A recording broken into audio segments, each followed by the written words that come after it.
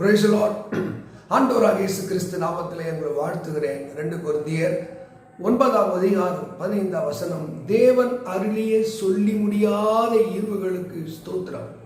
இங்க தேவன் செய்த சொல்ல முடியாத அன்ஸ்பீச்சபிள் வேர்ட்ஸ், அவர் செய்த பேச முடியாத விவரிக்க முடியாத நன்மைகளுக்கு ஸ்தோத்திரம். ஒரு சிலருக்கு தான் தேவன் செய்த நன்மைக்கு நன்றி சொல்வதற்கு அந்த பக்குவப்பட்ட இதயம் இருக்கும். சிலர்லாம் மனுஷர் எத்தனையோ நன்மை செய்திருப்பார்கள். அந்த நன்மை செய்கிற வரைக்கும் என்ன பண்ணுவாங்க, அவங்கள தாஜா பண்ணுவாங்க, அவங்களுக்கு பிரியமாக நடந்தது. நன்மை நடந்த பிறகு நன்றியை மறந்துடுவாங்க, செஞ்சவங்களை கழட்டி விடுவாங்க. ஒரு சில குணம் கடவுள்கிட்ட கூட தேவனுக்கிட்ட அப்படிதான். அவர்கிட்ட நன்மை வாங்குற வரைக்கும் உபவாசிப்பாங்க, அப்படியே அதிக ஜெபிப்பாங்க, எல்லா சபத்திலும் கலந்து கொள்வாங்க. அது நடந்த பிறகு நன்றி கெட்டவர்களாய் மாறி போவார்கள். ஒரு நன்மையை அனுபவித்த பிறகு தேவனுக்கு நன்றி சொல்றதை விட பிசாசை மகிழ்ப்படுத்துவார்கள். சினிமா ரீல்ஸ் போடுறது, பின்னாடி பாட்டில் அவ நன்மையை நினைச்சு பாட்டு போடுறது, சினிமா பாட்டு போடுறது, கர்த்தரிடத்தில் நன்மையை வாங்கிவிட்டு கர்த்தரிடத்திலிருந்து ஆசீர்வாதத்தை பெற்றுக்கொண்டு தேவனை துதிப்பதற்கு பதிலாக பிசாசுக்கும் பாவத்துக்கும் இச்சையை தூண்டக்கூடிய அந்த மாமிச சிந்தையை உள்ளவர்கள் அநேகர் உண்டு. அதுதான் தேவன் அருளிய சொல்லி முடியாத ஈவுக்கு ஸ்தோத்திரம். கர்த்தர் செய்த நன்மைக்கு இங்கே கர்த்தருக்கு தான் நன்றி சொல்லணும், கர்த்தர் தான் மகிழ்ப்படுத்தணும். இன்னைக்கு அநேகர் இதை அப்படிதான் நன்றி இல்லாதவர்களாக இருக்கிறார்கள்.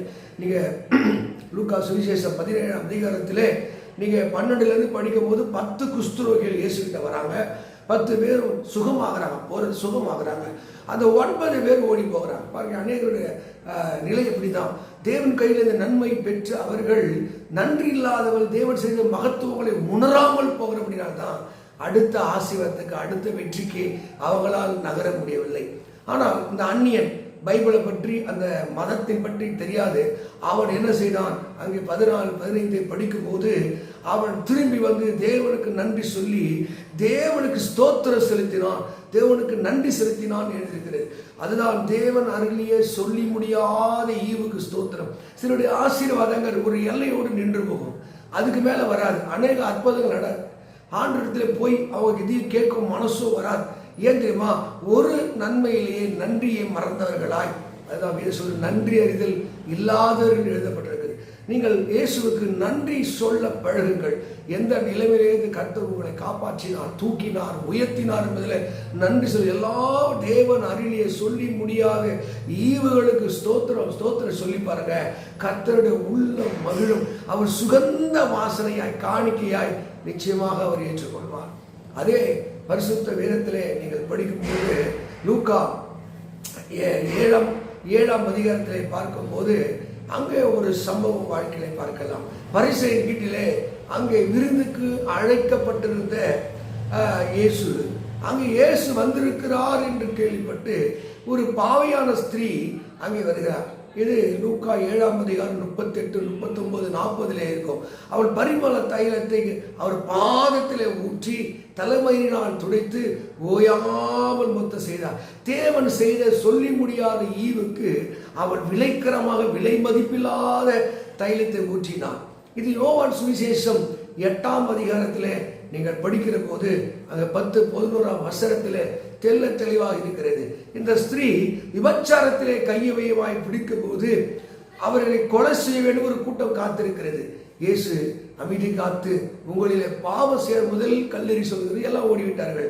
இயேசு எங்கம்மா அவர்கள் கேட்கும் போது எல்லாரும் போய்விட்டார்கள். இயேசுடார், நானும் உன்னை ஆக்கணைக்குள்ளாக தீர்ப்பதில்லை, இனி நீ பாவம் செய்யாதே என்று சொன்ன உடனே அந்த பாருங்க, அந்த நன்றி, அந்த நன்றிக்காக, இயேசு செய்த அந்த ஜீவனுக்காக கொடுத்த அந்த விடுதலைக்காக அவள் வாழ்நாள் முழுதும் நன்றி உள்ளவளாக இருக்கிறார்.